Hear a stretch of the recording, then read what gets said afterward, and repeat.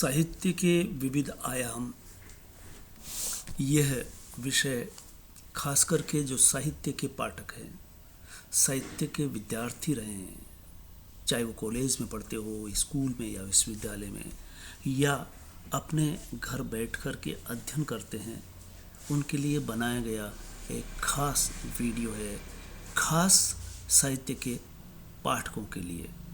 खासकर वो जो साहित्य को लेकर के परीक्षा में बैठना चाहते हैं लेकिन वो खास नहीं कर पाते।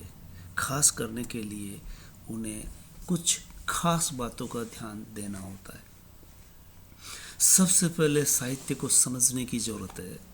साहित्य आम विषय से अलग होता है।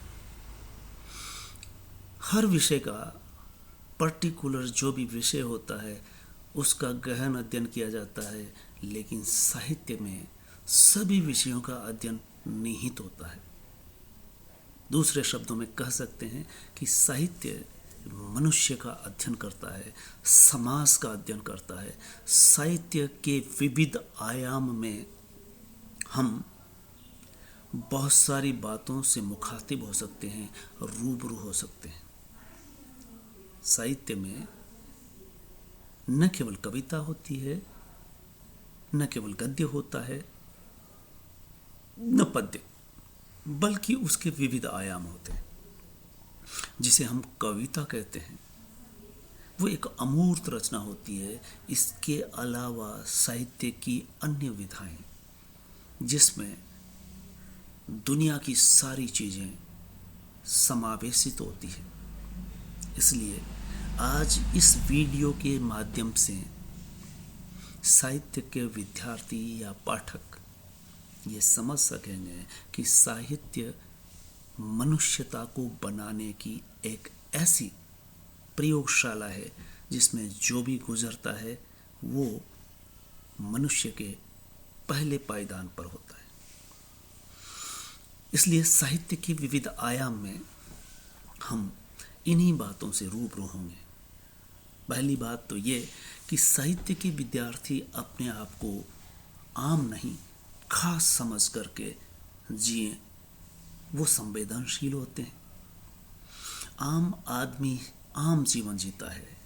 साहित्य का विद्यार्थी संवेदनशीलता के साथ, गहनता के साथ, गंभीरता के साथ दूसरे को समझ सकता है, इसलिए कि साहित्य उसे ऐसी एक प्रशिक्षण से गुजारता है जिससे वो अपने अलावा इतर मनुष्य जाति से प्रेम करना सीख जाता है। इसलिए हम यूँ कह सकते हैं कि साहित्य का विद्यार्थी सही अर्थों में आम नहीं खास होता है। इस संदर्भ में आप ये समझ सकते हैं कि साहित्य के विषय निश्चित नहीं होते, असीमित होते हैं, उसकी कोई सीमा नहीं होती। साहित्य की किसी भी विधा में आप प्रवेश करके देखिए तो उसका विषय एक दायरे में नहीं होता। जो लेखक जिस फील्ड का होता है या जिस फील्ड का वो अनुभव रखता है उसको गहराई से आपके सामने प्रस्तुत कर सकता है। यहाँ तक कि साहित्य विज्ञान के माध्यम से भी आपके सामने पेश हो सकता है। आप विज्ञान को भी सरलता से, सहजता से समझ सकते हैं कि विज्ञान का समाज के लिए उपयोग है, लेकिन वो और उपयोगी कैसे हो, इस अर्थ में अगर साहित्यकार उसको भी प्रेजेंट करना चाहे, प्रस्तुत करना चाहे, तो उस नज़रिए से करेगा और विद्यार्थी साइंस को भी, विज्ञान को भी मनुष्यता के परिप्रेक्ष्य में समझ सकेगा।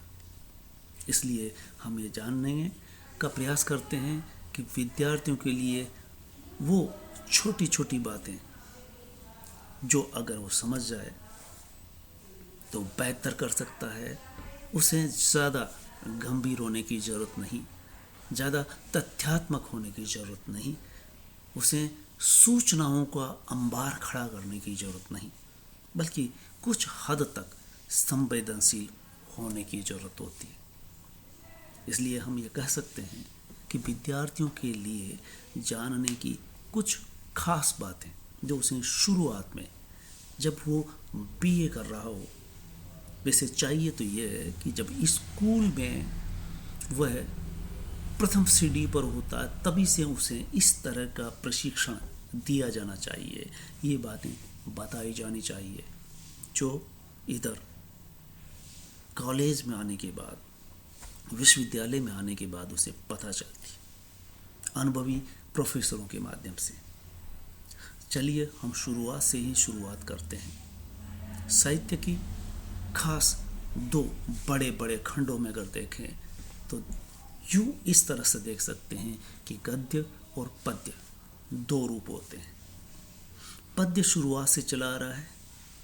आदमी जब पढ़ना लिखना भी नहीं जानता था तब से भी वो कविता गीत गाता रहा, कविताएं बनाता रहा, सुनता रहा और सुन करके खुद गाता रहा। गद्य आधुनिक दुनिया की ऐसी महत्वपूर्ण देन है जिसमें मनुष्य बनाने के लिए इस प्रयोगशाला में उसके अनुरूप उन विधाओं में उसे अपने अनुरूप चीज़ें मिल सकती है।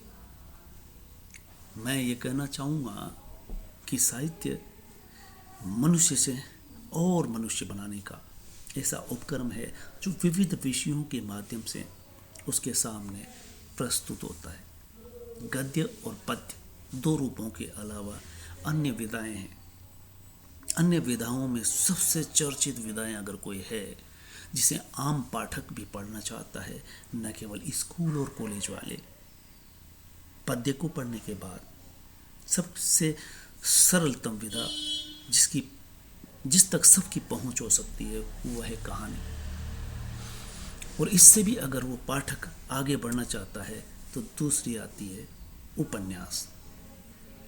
कहा यूं जाता है कि उपन्यास के पाठक सीमित होते हैं। वो सीमित इसलिए होते हैं कि हम प्रेमचंद के द्वारा कह सकते हैं, समझ सकते हैं कि प्रेमचंद ने ये बताया था कि कहानी ऐसी विधा है जिसके सर्वाधिक पाठक होते हैं, गरीब भी होते हैं। लेकिन उपन्यास एक ऐसी विधा है जो स्पेस चाहती है, वक्त चाहती है, और ये गरीबों के पास नहीं होता। श्रमिक को दिन भर श्रम करना पड़ता है, कम समय मिलता है, इसलिए वो कहानी पढ़ सकता है। लेकिन उपन्यास पढ़ने के लिए उसके पास वक्त चाहिए, इसलिए वो अमीरों का शगल माना जाता है। लेकिन जिसकी रुचि कहानी में होती है उसका विस्तार रूप उपन्यास में होता है, और उसके पाठक जो कम से कम में नहीं अधिक से अधिक देखना, सुनना, समझना चाहते हैं वो उपन्यास की ओर पहुंचते हैं। इस तरह से आप ये देखेंगे कि जो स्कूल कॉलेज के विद्यार्थी हैं उनको सबसे सर्वप्रथम परीक्षा में अगर कोई चार्ज आती है तो उसे कहते हैं गद्यांश या पद्यांश। गद्यांश हो या पद्यांश, उसको हल करने का एक ही रूप है, सर्वप्रथम उस गद्यांश को पढ़ना या पद्यांश को पढ़ना, फिर उसका संदर्भ खोजना कि आखिर उसका संदर्भ क्या है। तत्पश्चात आप उसकी व्याख्या कर सकते हैं।